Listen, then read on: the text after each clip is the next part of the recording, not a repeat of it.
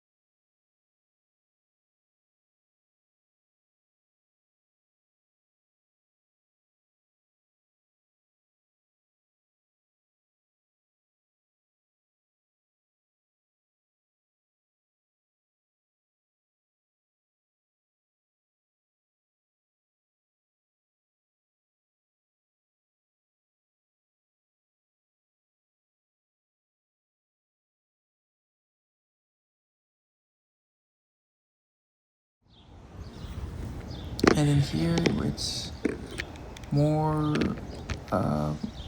warm-up specific. Here I did some, let me see, I forgot. What? I think I do lunges here. Do some lunges, stretching out the quads, the hammies. And then after a while, after the quads, I think I end up doing leg kicks and leg swings, side to side, front to back, to loosen up the joints. Since we're gonna be sprinting and doing more explosive plyometric exercises, we need to make sure that we are as stretched out and loose as possible to make sure we're not pulling anything and not hurting our joints, because there's a lot of forces used when you're in sprinting. But yeah, and then after that I do some ace skips to help activate those muscles that we will be using. And then we'll do some butt kicks and then some high knees after.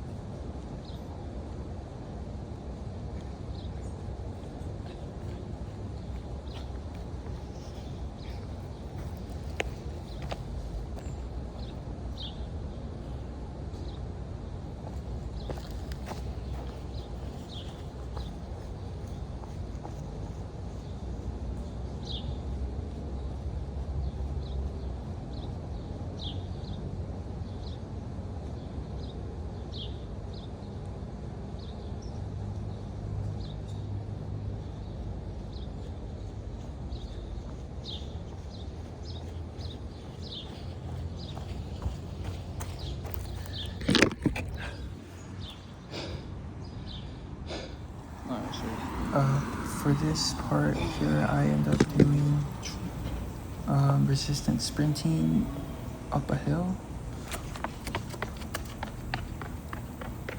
Yeah. For the first modification, it's for a shorter distance.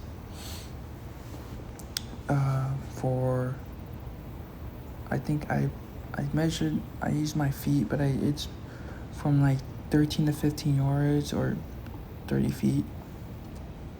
And then I end up doing a second modality, but now we're going to be extending our distance and requiring more force and acceleration. We will be now we'll be using more of the rate force development. We'll be helping increase that explosiveness through resistance sprinting. Usually, resistance sprinting helps improve a lot of muscular endurance. Helps increase, I think, is it type 1, type 2? But it helps increase, produce more force. So for when we want to increase our rate force development, we will have a greater acceleration by doing these resistance sprints. Also helps increase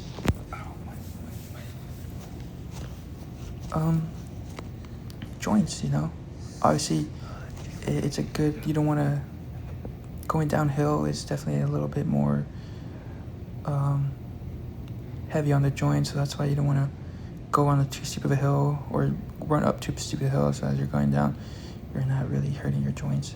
And so, but it can definitely help. And then, yeah. We're definitely working on our calves, gastrocnemius. We're going to be doing plantar flexion as well, helping with our plantar flexion. And yeah. And then for this part, obviously, very not good. But like I've said, I think in these little snippets of this video, I'm very limited on resources. There's not much. There's no sleds, no resistant bandage. It's nothing. So here I'm using this like as a pretending like I have weight on me as a vest, but unfortunately I have to use it on for some sprinting. But another part that these resistance sprints helps with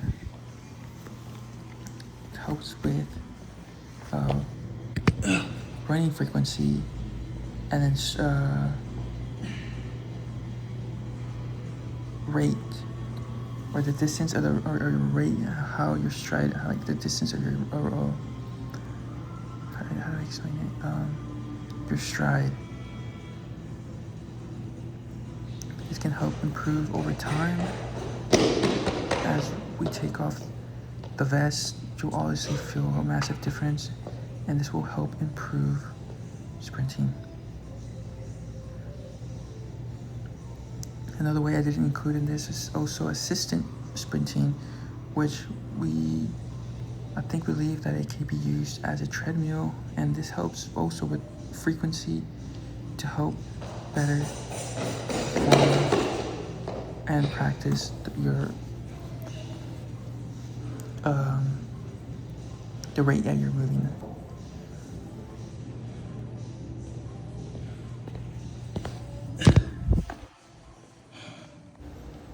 And then here, yeah, we're just gonna be doing the barbell hang power clean.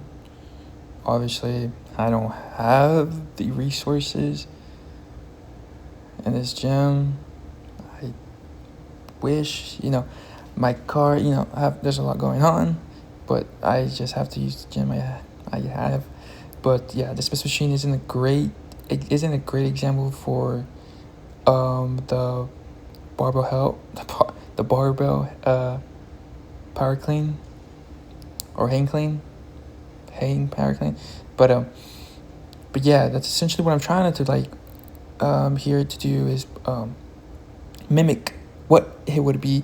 Obviously I can't use as much muscles to produce the force, because essentially the Smith's machine is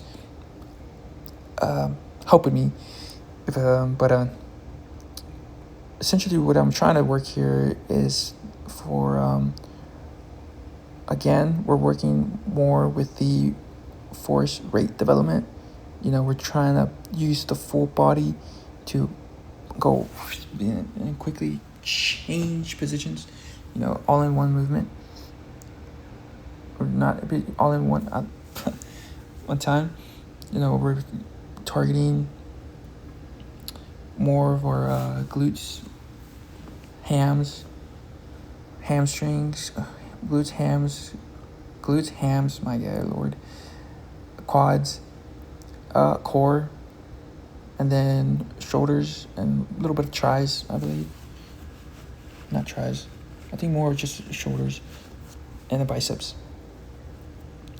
Obviously you want to have a straight, flex your back in a good position, straight back, not too straight, but not too slouch, not too upright, but not too down. Knees, shoulders apart, a little bit past that. Knees, facing outwards, not inwards. I'm still trying to work on that. And then, this is all in one motion, all in one movement. You don't want to, if you don't do it in one movement, it's not plyometrics. But yeah, essentially we're just trying to quickly change positions from knees to chest as fast as we can. I think this applies in this, I believe, but we're going from eccentric positioning to concentric movements by minimizing, obviously, the anatomization phase, I believe it's called, and that essentially helps with the stretch shortening cycle that we've been talking about, and that helps improve power. Plyometrically helps improve power. And yeah, but the three different modalities here, or different things, what I changed up was one starts from the knee, below the from the hip, can only give me a certain amount, middle of the hamsies, middle of the quads, below a little bit above the knee, patella. I'm very limited on these resources. And then we'll a little bit above, below, with the tibial tuberosity. I believe, but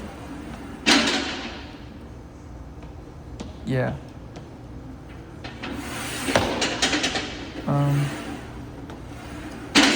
But yeah, we're essentially just working a lot of our.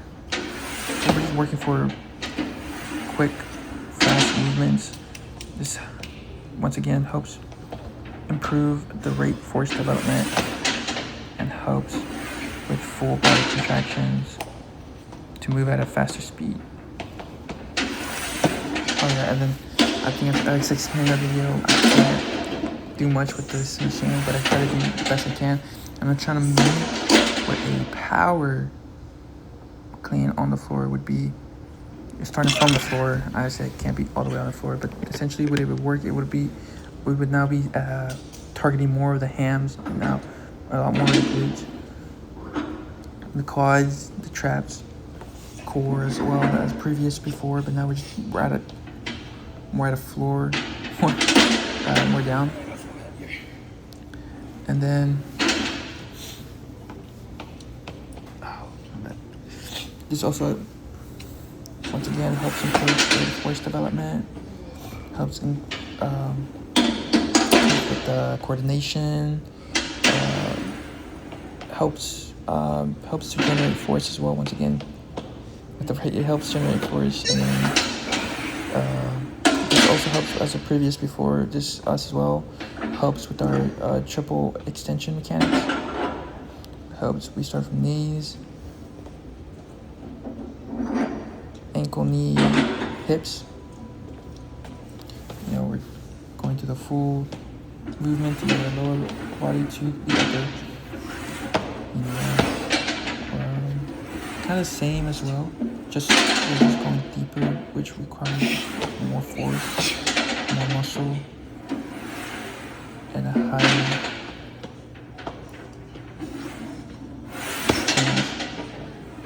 targeting the lower leg muscles. So now as we're going lower, our legs can give this much force to be able to generate that snatch a lot quicker. So we'll be targeting more now as the lower in a way, but this is full body.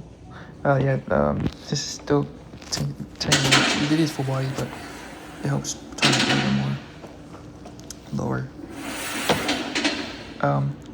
But yeah, for this one we were doing the deficit power clean. Now this helps target more shoulders, traps, because now we need to bend a little bit down and now create more force on the upper body other than our lower body.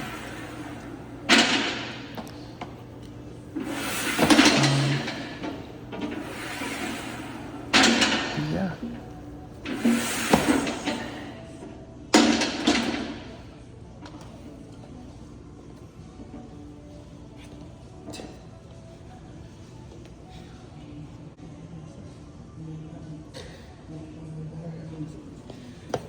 It's my shoulder.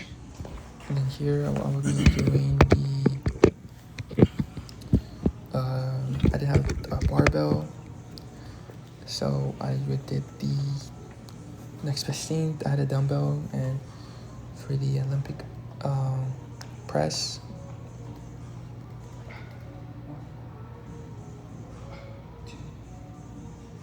I think that's called press lift press.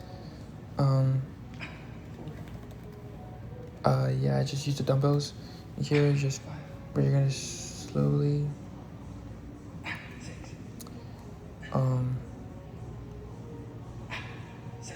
not gonna slowly. Here is more just using the knees. We're not gonna try to jump as much. We're not gonna try to use as much power. We're just mainly working on the lower legs, using our lower core. We're not fully using our full jerk. We're just doing the press part, just working on dumbbells, working on power. This is pretty much works on the deltoids, triceps, quads, glutes, and the core.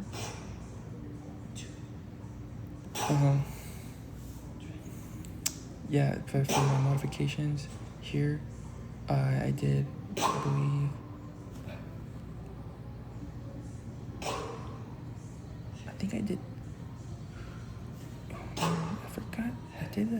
I did the normal overhead press, dumbbell press, or Olympic lift push, and then I just did the standard over one like that, and then I did one on each hand, but did it unilaterally, and not at the same time. And then for the third final one on this one, I did it one on each, just one on each side. And for this, basically also helps with, for the first one, it helps with balance and coordination, because you have one weight on one side and then you're going up on the other, and you're just trying to balance, because you're always kind of at you're a little bit at an unbalanced position. So you're just trying to, counteract that. And then for the push jerk, for the one-handed one, helps you just not rotate as much, and helps you stable yourself, helps your core become stable and not have that rotational tilt to the left or to the right for the single dumbbell press.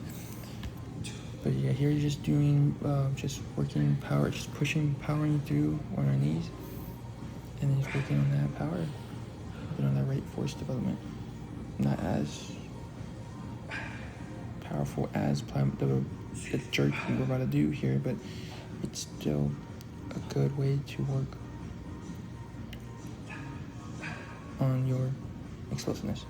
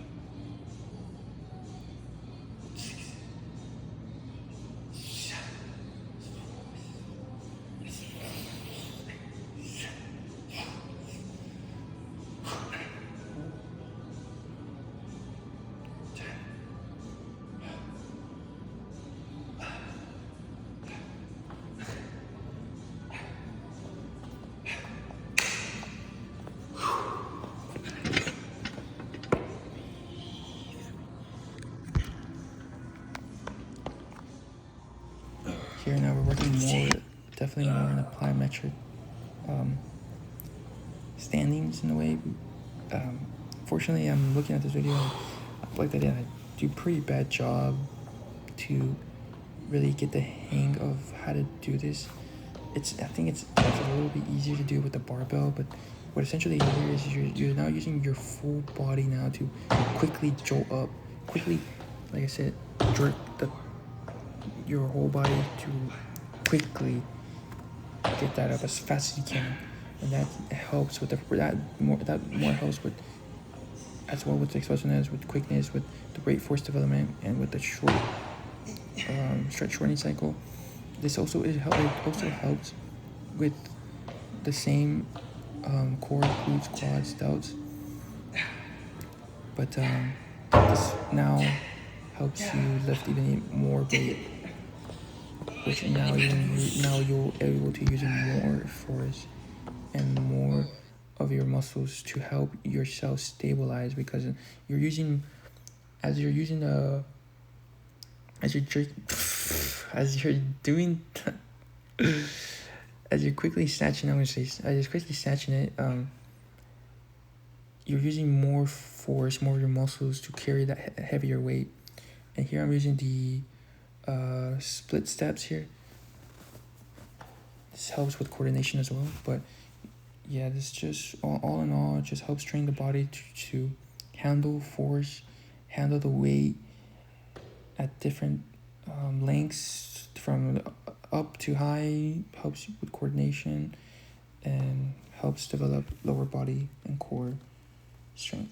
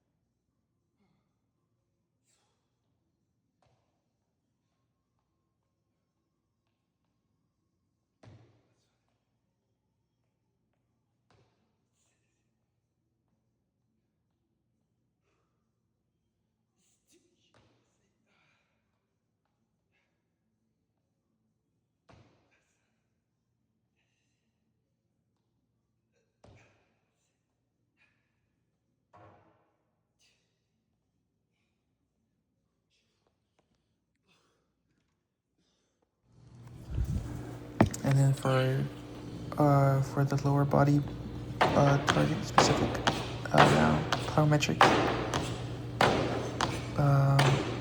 we're starting with box jumps here. For the modalities or the variations, per se, this one, I'm meaning to say variations for the different modalities. There is for the modalities and the variations. But for this one, is for the lower, for the box jump, you start from small to medium to large. And for here, you want to be quick with it to make it plyometric. I try my best to be as fast as possible, but obviously be better. But you want to keep it consistently moving up and down to have that eccentric amortization and then concentric movements. You don't want to take too long on the ground, because then you're losing the effects of the power. You're using power essentially. But and then we'll go to this one. Whoa. Wait. What is going on?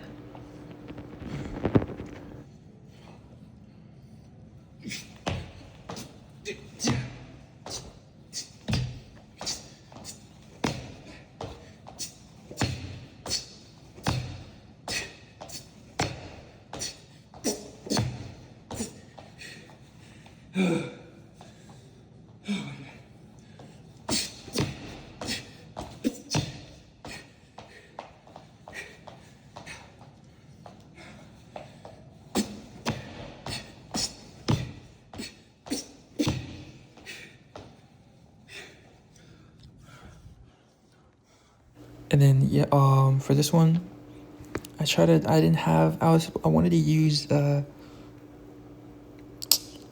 weighted ball, but obviously I don't have that, so I try to use bench press. For the first part, I try to do it more quickly, start from the concentric, and then, so I'm trying my best, to make things work, but I'm just trying to, as I'm going to chest, quickly go up, and then come down, and then come up as quick as possible. And then I'm trying to use lightweight, because if you put too much heavy weight, then we won't be able to execute the plyometric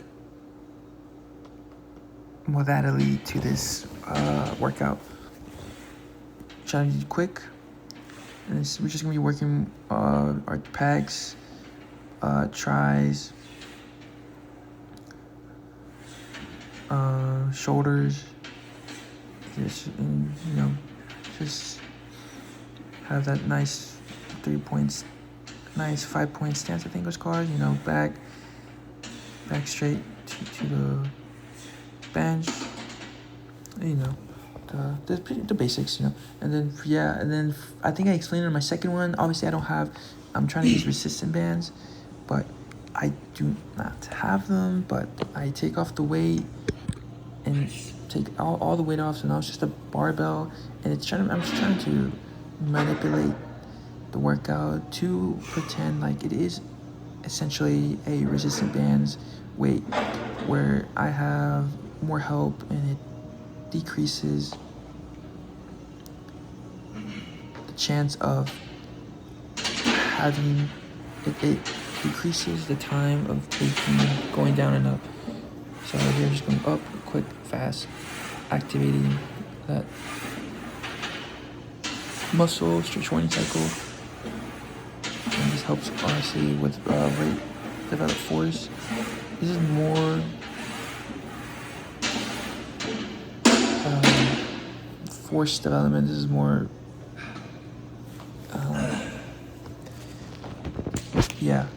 and then for the final one, this one's perfect for this one. I'll just have right there. But essentially, what I tried to exemplify by taking off the bases. For the final one, very limited, don't got much. I want to act like that. I have resistant bands on it, like weight, pretend yeah. like it was resistant bands by making it lighter and acting like if resistant bands would have made it easier to explode and decrease more of the weight. But obviously I don't got the resistance bands on me, but I gotta do what I gotta do. And then here we're doing broad jump, another part, continuation from the box jumps, which was the lower body plyometrics. Now we're just doing it with broad. The modalities are a little bit different. Here I'm working on my form and just essentially just working on being explosive. For the second one, I'm a little bit more, it's more consistent with a slight pause, that to help with coordination and balance. And then for the final one, that's more targeting the plyometrics, where we're targeting the stretch shortening cycle by consistently being in an eccentric, concentric, minimizing the amortization phase, and quickly getting through the ground, quickly getting from one place to another as fast as one can. This targets glutes, hams, quads, calves, core, as it is a lower body specific train. Another little basics for this is just, using your arms to create as much momentum as you can, try to create that force, every action, I forget which law it is, but for there's an equal and opposite reaction. You just gotta push off the ground as much as you can, as this also helps increase the rate force development by increasing these quick and concise movements for the final one. For the other ones do work for more explosiveness. This one's more for the activation of that stretch shortening cycle.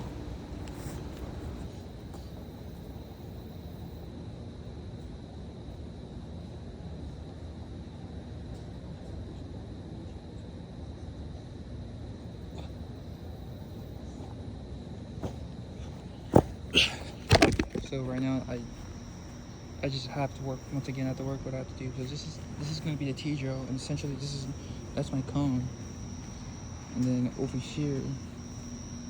here's my other cone, and over here is my other cone, and then right here is my other cone. So essentially it's just going to be doing the T-drill, my very makeshift, very awkward, yeah. Here we're doing the very makeshift T-drill. Obviously, the blocks I've used were cones, and they act as, you put them, as the drill's called, in a T shape, and then you want to go kind of start off from the bottom and explode off, and then make these very concise stutter steps, trying to be as much as precise you can to have the least amount of gap in between you and the cone.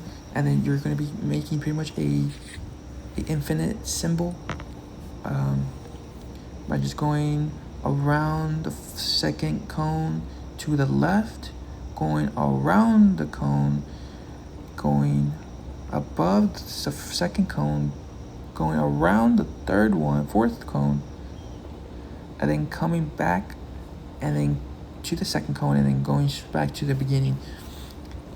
You're pretty much here. This is what it's called, a close drill.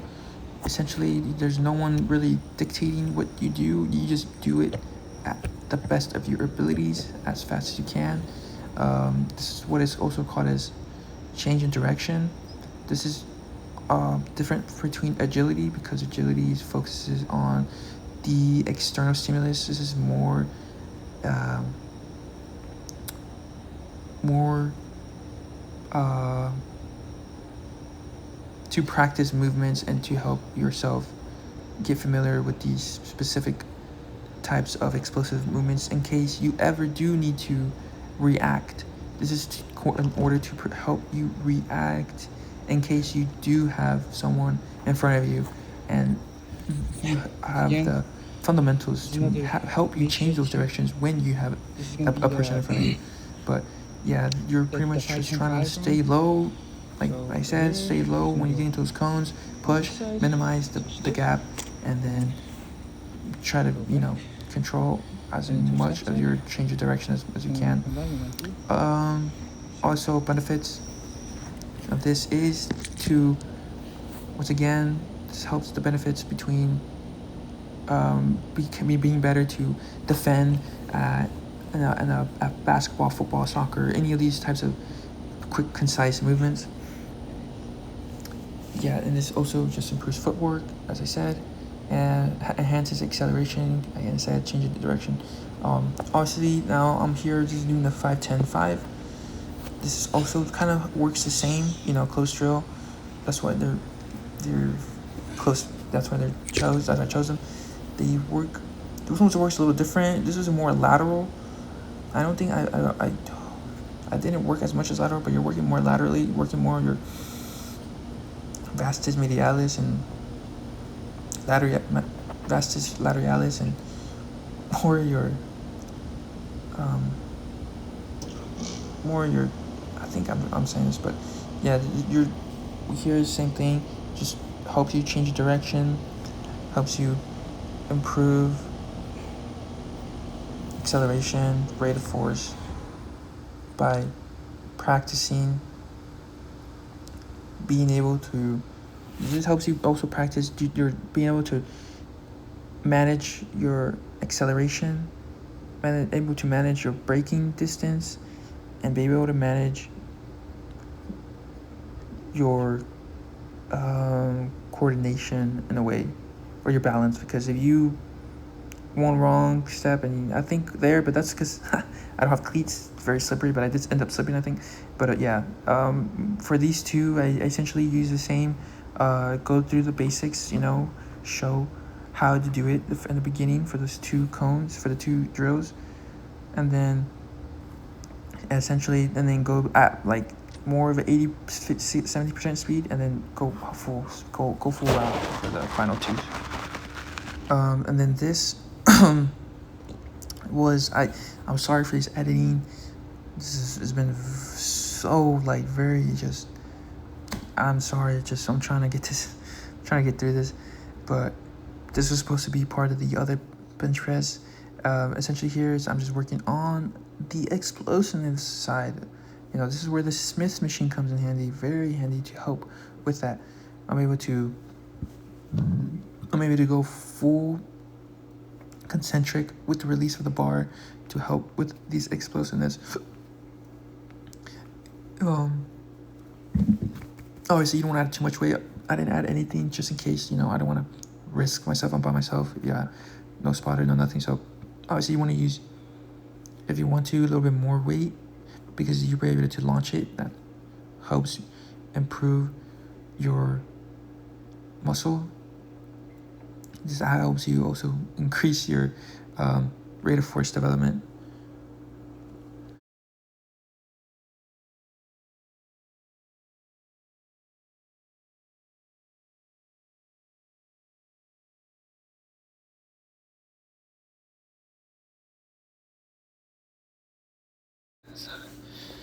Here was another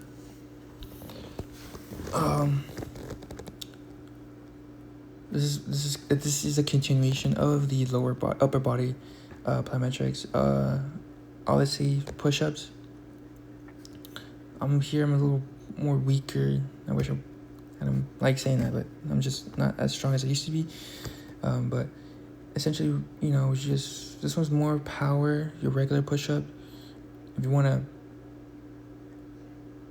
make it easier to go up and down quick, then I think I made after this I make a variation which is on the bench, kind of tilted. And yeah, it's like saying, it can be more tilted on a bench, and that can help increase more of that quick eccentric contractions to help improve your, like, most of this is like, I keep repeating myself, but mostly your force rate development. But the first two mainly are just for more explosiveness. They don't target as much as your don't target much as plyometrically speaking, but they do target more for explosive strength building.